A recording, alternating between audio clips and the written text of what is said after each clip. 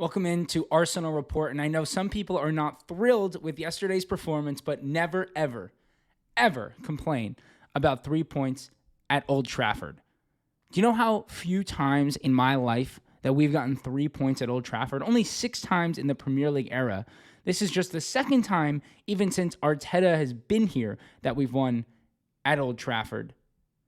And it's all compliments to Mikel Arteta. Mikel Arteta has faced Manchester United 12 times. He has won 8 of those matches. When you beat Manchester United, when you win at Old Trafford, you say thank you and you move on to the next week. Obviously, we are going to dive into the performance, but we won at Old Trafford in the opening week. We do not have to go there in the Premier League, and hopefully not at all, for over a year. I don't think you realize how great that is to have 3 points behind us at Old Trafford. Last season we went there and it didn't go very well. We drew at Old Trafford last year.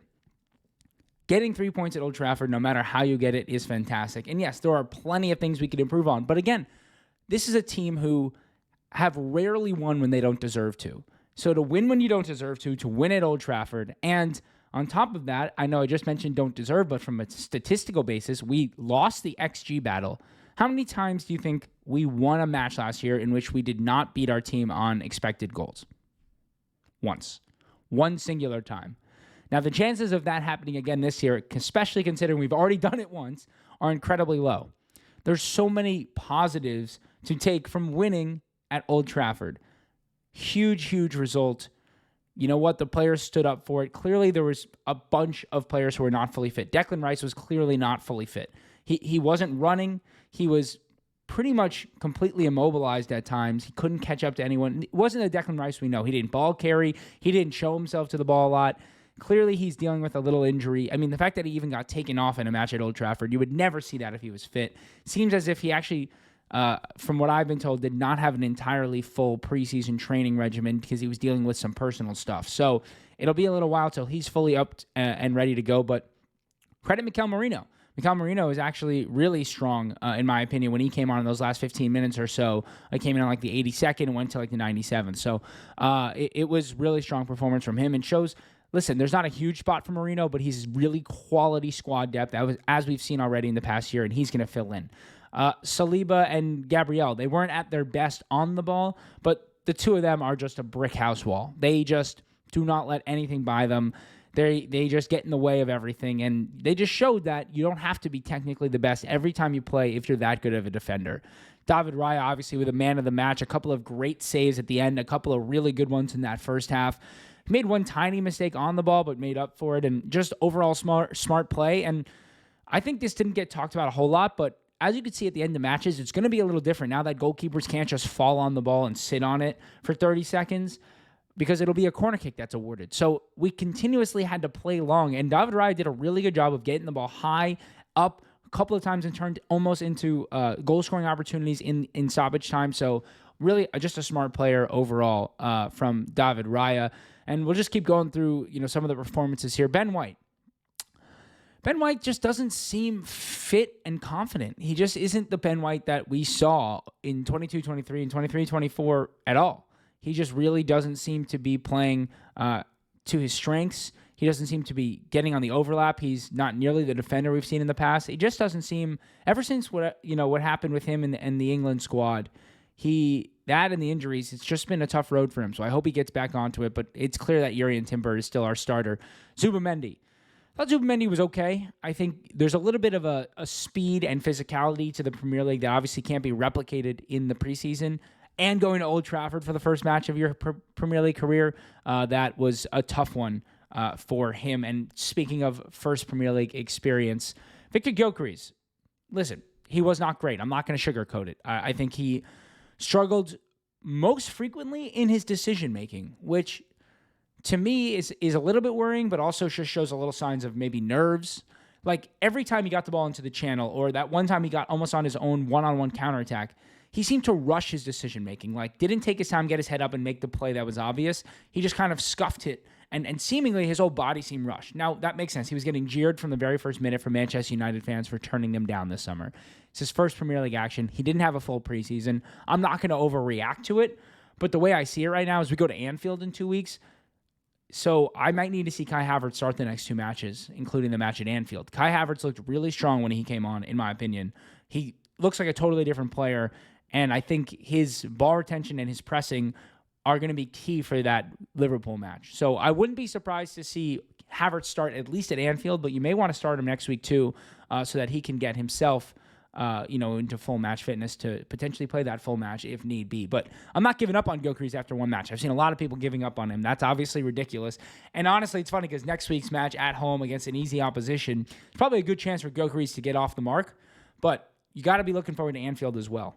But we obviously do need 3 points next week, no matter what. I just think for Gyökeres, it seems like the Champions League is going to probably be his main source of goal scoring, which is fine. Like, that's not an issue. I think he's a really strong player in those more transitional matches. It was just a tough first atmosphere for him. Obviously, this was one of our most disjointed matches. Arsenal were caught between three things. Number one, playing at Old Trafford, as I mentioned. Always our bogey ground. Our players always seem to lose their heads, just lose their confidence, forget how to play a little bit. And you saw it from the very first minute. Not being able to complete quick passes, right? Our problem has never been that. Our problem has been what happens in the final third, breaking teams down in the final third. But first 2/3 of the pitch, we don't ever have problems anymore. Breaking down presses, playing through the middle, playing wide when we want to. That stuff always comes naturally to us. We really struggled in that department, number one. Number two, it didn't really seem like our front three plus Odegaard knew what they were doing in transition. So obviously this year Arteta has spoken about it. We're going to play a much more direct style of football when we can. We're going to look to push forward. We're going to look to play balls into the channels, play balls in over the top, get our attacking three running with the ball at the goal. And as much as we tried to do that, I think the team didn't know how to balance that and sometimes retaining possession. Obviously that on top of it being the first match. Being at Old Trafford, like all these things kind of mixed in together made it for a very difficult match for us. But to me, I liked the signs of the directness. We created, I want to say 5 or 6 really good transition opportunities that none of them turned into a shot. But the fact that we had so many great transition opportunities, last year we were not creating them at all. You create transition opportunities and you let footballers be footballers, you're going to score goals. I mean, that's what the 22-23 season really brought, maybe more than anything. So let's see if we can get back to that and continue to do that. And, Odegaard, I've seen such mixed reviews on Odegaard.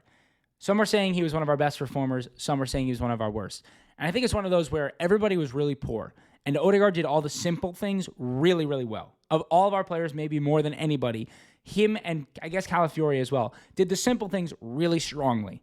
But we still have the same Odegaard issues where he's got to make that final pass. He's got to make that final decision, and he's struggling to at least release the ball quickly enough or in the right areas. And so, yes, there was some really strong things Odegaard did, and I liked the way he played, but it just feels like there's an obvious upgrade in the attacking third with our number 10. And if we're going to play with the number 10, that needs to happen. Martinelli was poor. Him and Saka both. I mean, Saka, at least when he's poor, is still adding something to the match. Ball retention is strong, very good presser. They're still sending 2-3 men over there to stop him. Like, even that last-minute chance he created that should have been a goal, Noni Madueke missed a tap-in. Like, Saka always has those moments. Martinelli, when he's poor like that, was actively hurting the team in every single way. He was. He was just really genuinely bad. And to me, what that's showing is that we absolutely have to make a left-sided signing. We cannot leave this window without making one more attacking signing. There's just no world. And even Noni, if you watch the last 30 minutes of that match, Noni Madueke came on. And this has nothing to do with him as an attacker, but he was so unable to help defensively.